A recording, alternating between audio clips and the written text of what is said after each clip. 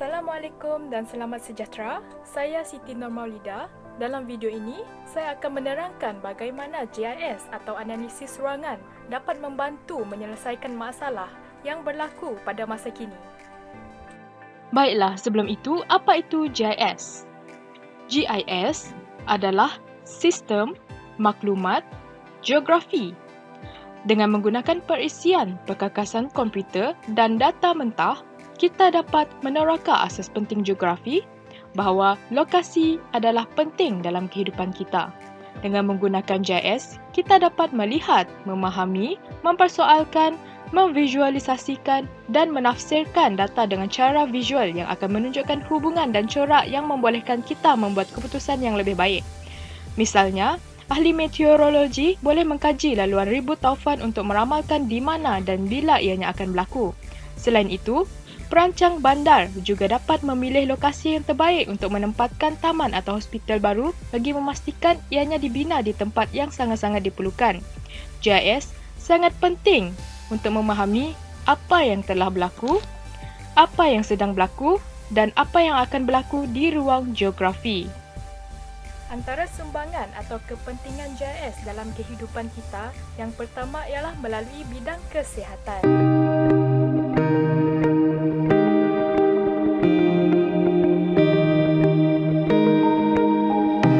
Aplikasi GIS dapat menghasilkan analisis yang merekodkan kawasan yang mempunyai pesakit bagi sesuatu penyakit yang berjangkit, COVID-19 misalnya. GIS boleh mengesan penyebaran penyakit ini serta mengenal pasti di mana penyakit ini berkemungkinan besar akan merebak seterusnya. Berikut merupakan peta yang menunjukkan jumlah kes COVID-19 di seluruh dunia.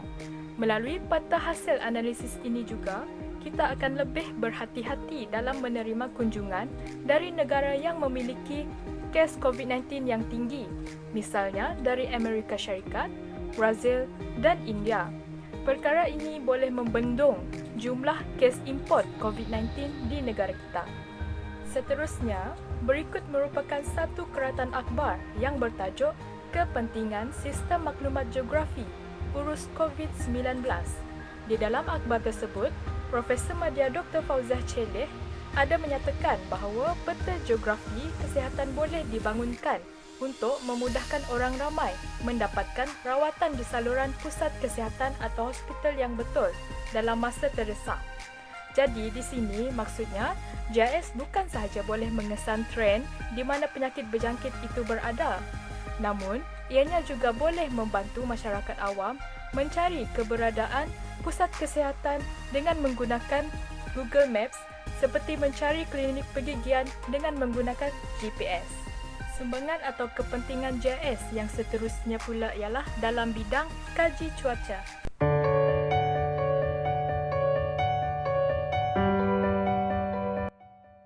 Pada dasarnya, tugas ahli pengkaji cuaca ni mereka perhatikan bencana alam jangka pendek dan juga jangka panjang yang ditunjukkan pada analisis radar satelit.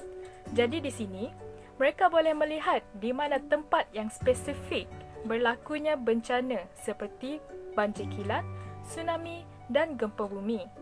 Selain itu, mereka turut melihat pada model data untuk menjangka dan mengenal pasti corak di mana cuaca yang berbahaya mungkin akan berlaku dan kemudian mengeluarkan amaran bila dan di mana bencana tersebut bakal berlaku kepada orang awam agar mereka dapat membuat pilihan yang tepat demi keselamatan diri mereka. Misalnya, berpindah ke tempat yang lebih selamat buat sementara waktu sehingga keadaan kembali aman seperti sedia kala. Bukan sahaja bencana-bencana besar, tapi aplikasi GIS juga membantu meramal cuaca harian seperti hujan, panas dan ribut petir. Jadi, dengan maklumat yang ada ini, kita boleh merancang aktiviti yang hendak dilakukan pada masa depan, seperti berkelah di tepi pantai ataupun bersenam, seperti jogging, hiking, main bola sepak dan sebagainya. Di samping itu, sumbangan atau kepentingan GIS ini ianya dapat menghasilkan pemetaan jenayah.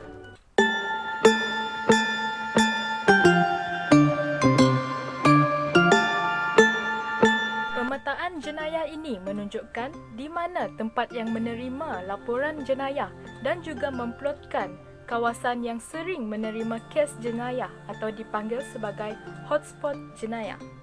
Proses pemetaan jenayah melibatkan 4 peringkat, iaitu di peringkat pertama, perolehan data jenayah bandar dari sumber polis serta perolehan dan pembangunan peta alamat. Peringkat kedua, kemaskini rekod jenayah yang melibatkan kemaskini maklumat lokasi kejadian, membina medan untuk rekod tarikh mula dan tarikh akhir kejadian jenayah, serta membina medan untuk rekod masa mula dan masa akhir kejadian jenayah. Seterusnya, peringkat 3 melibatkan proses geocoding yang mengandungi auto geocoding dan juga manual geocoding. Dan yang terakhir sekali, peringkat keempat, penganalisisan pemetaan jenayah bandar yang merangkumi analisis pemetaan hotspot jenayah, analisis time hotspot timeline graph, analisis time hotspot time chart heuristic, dan analisis time hotspot week chart heuristic. Ini merupakan contoh hasil pemetaan jenayah yang dihasilkan, iaitu jenayah pecah rumah pada waktu malam. Dengan adanya pemetaan jenayah ini, ianya dapat memudahkan pihak berkuasa dalam melaksanakan tindakan keselamatan seperti mempertingkatkan rondaan, menyediakan pos keselamatan atau meletakkan CCTV pada tempat yang sering berlaku jenayah. Selain itu juga, pemetaan jenayah ini turut membantu menjayakan program bandar selamat yang diusahakan oleh pihak kementerian dalam mencegah jenayah bandar dengan matlamat untuk menjadikan bandar-bandar di Malaysia selamat dan sejahtera. Sehubungan dengan itu, JIS ini juga membantu dalam merancang pembandaran.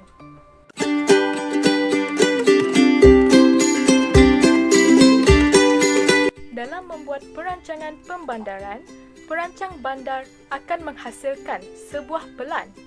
Pelan ini dihasilkan dengan bantuan aplikasi JIS kerana ianya perlu melihat lokasi serta geografi ruangan atau keadaan tanah yang akan dibina sebuah bandar. Pelan yang dihasilkan ini bertujuan untuk melihat lokasi mana yang sesuai untuk membina kawasan perumahan, taman serta pusat perkhidmatan awam seperti hospital, sekolah, stesen bas, rumah ibadat dan sebagainya agar ianya dibina di kawasan yang sangat diperlukan. Selain itu, aplikasi JIS ni dia boleh merekod tahap kebisingan bagi sesuatu kawasan. Berikut merupakan contoh hasil peta tahap kebisingan. Hasil analisis tahap kebisingan yang menggunakan JIS tersebut boleh membantu perancang bandar untuk menempatkan bangunan yang sensitif terhadap bunyi bising, misalnya sekolah, di mana tahap kebisingan yang sesuai untuk sekolah ialah tidak melebihi 60 desibel. JIS ini juga dia boleh merekod tahap kekuatan line Wi-Fi bagi sesuatu kawasan, misalnya di dalam universiti. Jadi, melalui analisis tahap kekuatan line Wi-Fi ini tadi, ianya dapat membantu pihak universiti dalam membina bangunan yang memerlukan akses internet seperti kelas kuliah, pusat sumber dan juga makmal JIS di kawasan yang mempunyai line Wi-Fi yang kuat. Sumbangan atau kepentingan yang kelima ataupun yang terakhir dalam video ini ialah ianya memudahkan pekerjaan yang menggunakan GPS.